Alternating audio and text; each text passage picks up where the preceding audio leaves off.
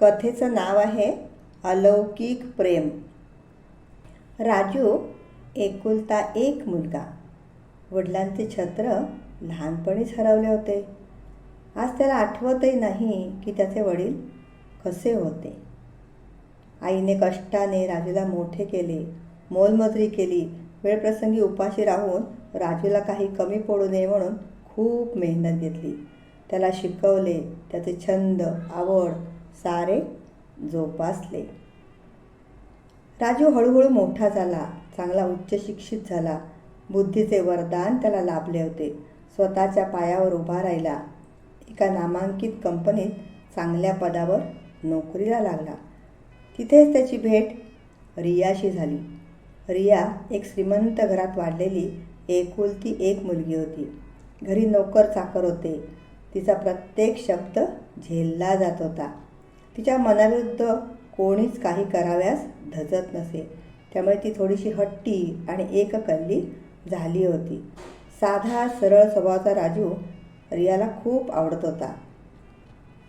हळूहळू ओळख वाढत गेली आणि ओळखीचे रूपांतर प्रेमात कधी झाले ते दोघांनाही कळले नाही.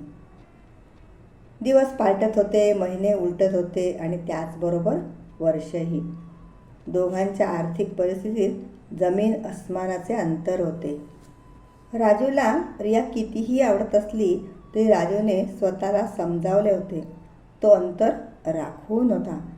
रियाचा जिद्दी स्वभाव आणि तिच्या राजूकडून असलेल्या अपेक्षा बघता राजूला कळून चुकले होते की रिया जीवनसाथी म्हणून निवडता येणार नाही. नाकापेक्षा मोती जड अशीच काही परिस्थिती निर्माण होणार होती. तशी हळूहळू राजूने रियाला परिस्थितीची कल्पना देत केवळ आपली निखळ मैत्री राहू दे, तू तुझ्या मार्गाने पुढे जा आणि सुखी राहा असा प्रेमळ सल्लाही दिला होता. हळूहळू रियाशी तुटकपणे बोलत तिच्यापासून दूर राहत होता. हे सर्व करताना राजूलाही खूप त्रास होत होता. मनातून तो नाराज होता, पण त्याचा नाईलाज होता. रिया आपल्या आयुष्यात आलेले एक वादळ आहे आणि ते हळूहळू का होईना शांत होईल असा विश्वास राजूला वाटत होता. रियाचा जिद्दी स्वभाव तिला गप्प बसू देत नव्हता. माघार घेणं, हार पत्करणं तिला माहीत नव्हतं. तिने खूप विचार केला. प्राप्त परिस्थितीत काही मार्ग निघू शकेल याविषयी आपल्या मैत्रिणीशी चर्चा केली. एक दिवस स्वतः रियाने आईवडिलांच्या समोर राजूविषयीची माहिती सांगितली. आईवडिलांपासून तिने काहीही लपवले नाही. रियाच्या आईवडिलांनी आपण सगळी चौकशी करू, मुलगा चांगला असेल तर आमची काही हरकत नाही असे आश्वासनही दिले. हट्टी स्वभाव आणि कधीच नकार न ऐकणारी रिया याबाबतीतही काही कुणाचा सल्ला ऐकेल अशी परिस्थिती नव्हती. रियाच्या वडिलांनी राजूची सर्व माहिती काढली. राजू जितका साधा होता तितकाच समजूतदार होता. गरीब नक्कीच होता, पण प्रामाणिक होता. त्याने कोणतीच गोष्ट लपवली नाही की तसा प्रयत्नही केला नाही. रियाच्या आईवडिलांनी स्वतःची समजूत घातली की गरिबी हा गुन्हा नव्हे, शिवाय त्याचे भविष्यही उज्ज्वल नक्कीच असणार आणि जे काही आपले आहे ते रियालाच मिळणार आहे. सर्वांच्या आशीर्वादाने राजू आणि रियाचे लग्न मोठ्या थाटामाटात दिमाखाने पार पडले. बरीच तफावत बऱ्याच बाबतीत असूनही राजूच्या आईने तिचा स्वीकार केला. पण थोड्याच कालावधीत त्या दोघींमध्ये वादविवाद, भांडणे होऊ लागली. रियाला सासू घरातच नको होती. तिने स्पष्ट शब्दात सांगितले, दोघींपैकी एकीची निवड राजूला करायची आहे. आईने मार्ग काढला.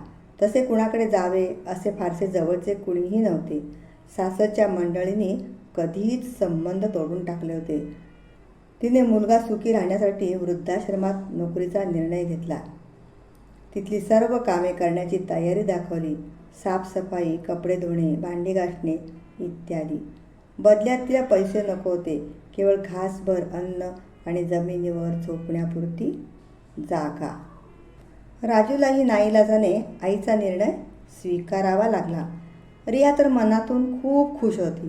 दिवस, महिने, वर्षे उलटत गेली.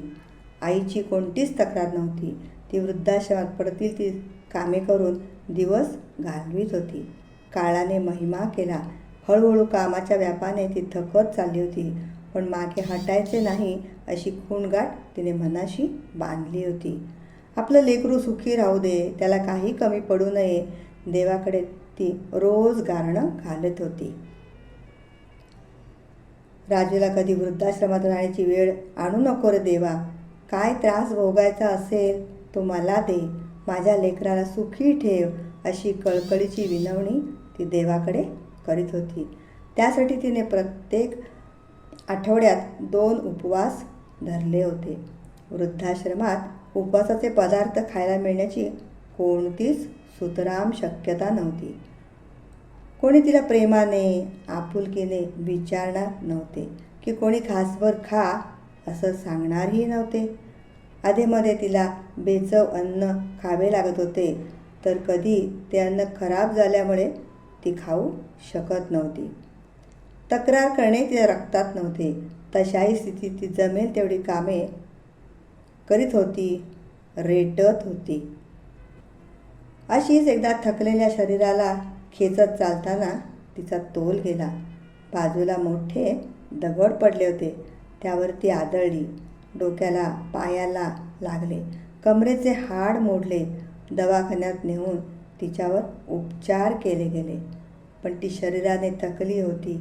अधूपाय वाकलेल्या कमरेने काहीही काम करण्यास ती सक्षम राहिली नव्हती. तिला धड चालताही येत नव्हते. तिचा प्रामाणिकपणा आणि इतके वर्षे एकही पैसा न घेता केलेली तिची सेवा, तिने केलेली कष्टाची कामे लक्षात घेऊन तिला मालकाने वृद्धाश्रमात कायमचे ठेवून देण्याचा निर्णय घेतला. राजू अधूनमधून आईला भेटायला येत होता, तेही बायकोला न सांगता. पुन्हा घरात वाद नको म्हणून त्याने हा मार्ग स्वीकारला होता. नेहमीप्रमाणे 2 महिन्यानंतर राजू आईला भेटायला येऊ शकला नाही. ऑफिसच्या कामानिमित्त त्याला बाहेर जावे लागले. आईची भेट लांबली म्हणून तो स्वतःलाच दोष देत होता. रियापुढे आईचा विषय म्हणजे वादाला आमंत्रण देणेच होते. इकडे आड की तिकडे विहीर अशीच राजूची परिस्थिती होती. आईचं काय ते आपल्याला समजून घेईल अशी त्याची खात्री होती. टूरवरून परत आल्यानंतर लगेचच तो आईच्या भेटीसाठी धावत आला. नेहमीच्या ठिकाणी त्याला त्याची आई दिसली नाही, म्हणून त्याने वृद्धाश्रमातील व्यवस्थापकाला विचारले. काहीही न बोलता एक गृहस्थ राजूला बरोबर घेऊन एका अतिशय मोडक्या तोडक्या दरवाजासमोर उभा राहिला. आजूबाजूचे वातावरणही स्वच्छ नव्हते. राजू प्रश्नांकित चेहऱ्याने पाहत होता. इथे कुठे आणि का आणले असा भाव राजूच्या चेहऱ्यावर दिसत होता. थोड्याच वेळात दरवाजा धक्का मारताच उघडला. जमिनीवर एक गोणपाटावर राजूची आई झोपली होती. अंधारी खोली, न हवा न उजेड, न कोणाची सोबत. आईची ही अवस्था पाहून राजूचा धीर सुटला.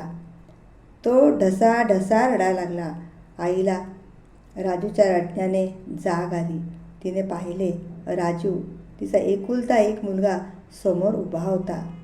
मुलाला प्रेमाने जवळ घ्यावे अशी जबरदस्त इच्छा असूनही ती हलू शकत नव्हती.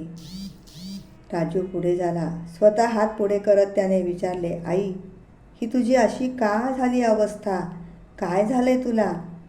आईने सांगण्याचा प्रयत्न केला, पण तिला काही बोलण्याचा त्राण नव्हता. ती शरीराने आणि मनाने थकली होती. एवढ्यात राजूबरोबर आलेल्या गृहस्थाने झाला प्रकार थोडक्यात कथन केला. ऐकतानाही राजू सैरभैर झाला होता. आपल्या आईला इतका त्रास का झालाय हे तो जाणून घेणार होता. राजू आईच्या जवळ बसला आणि प्रेमाने त्याने आईला विचारले की तू मला का नाही बोलावून घेतलेस? मी येऊन तुला घरी घेऊन गेलो असतो. राजूच्या आईने मंद स्मित केले. सत्य परिस्थिती काय आहे ती चांगली जाणून होती. तिने प्रतिप्रश्नही केला नाही आणि राजूच्या प्रश्नाचे उत्तरही दिले नाही. राजूने आईचा हात हातात घेऊन प्रेमाने विचारले, आई, आता माझ्याकडे खूप पैसा आहे. सांग, तुला काय घेऊन देऊ? तू काहीही माग, मी नाही म्हणणार नाही. आई म्हणाली, बाळा, तू सुखी राहा, त्यातच सारे आले. तुम्ही सुखी तर मी सुखी. राजूने विचारले, आई, तुला काय आणू ते तर सांगितलेच नाहीस. खूप धीर करत आई म्हणाली, बाळ, बस शेजारी, थोडं ऐक माझं. आता माझं काही खरं नाही. मी शरीराने नाही तर मनानेही थकले आहे. तू विचारले म्हणून सांगते.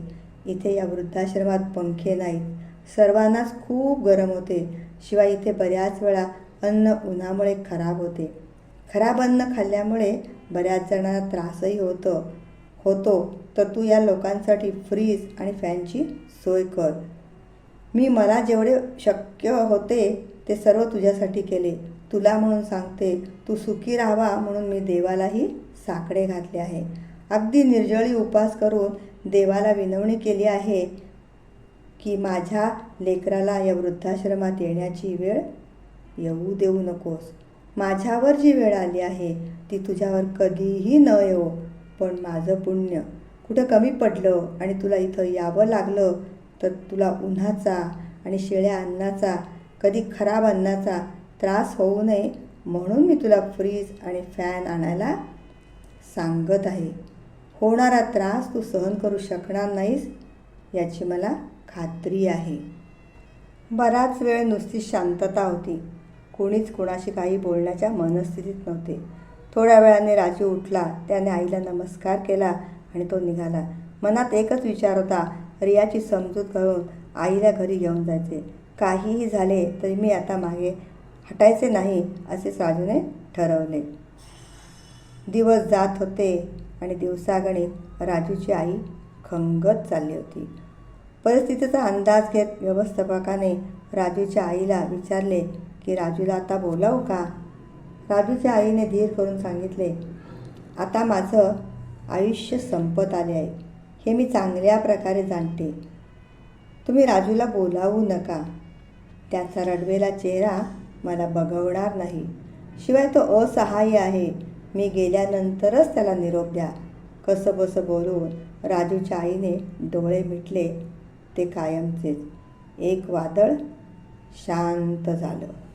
राजूला निरोप दिला गेला.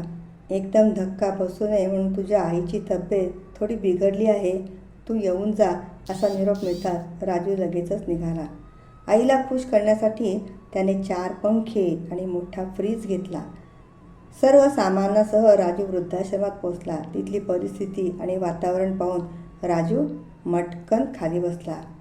त्याची आई त्याला सोडून अनंताच्या प्रवासाला कधीच निघून गेली होती. शेवटच्या क्षणापर्यंत मुलाचा विचार करणारी आई आणि तिचं ममत्व दोन्हीलाही तोड नाही हेच खरं. देवाला प्रत्येकाजवळ जाऊन राहता येत नाही म्हणून देवाने आईची निर्मिती तर केली नसेल ना? अशा या अलौकिक निर्मितीला, आईच्या ममत्वाला त्रिवार वंदन, त्रिवार वंदन. धन्यवाद.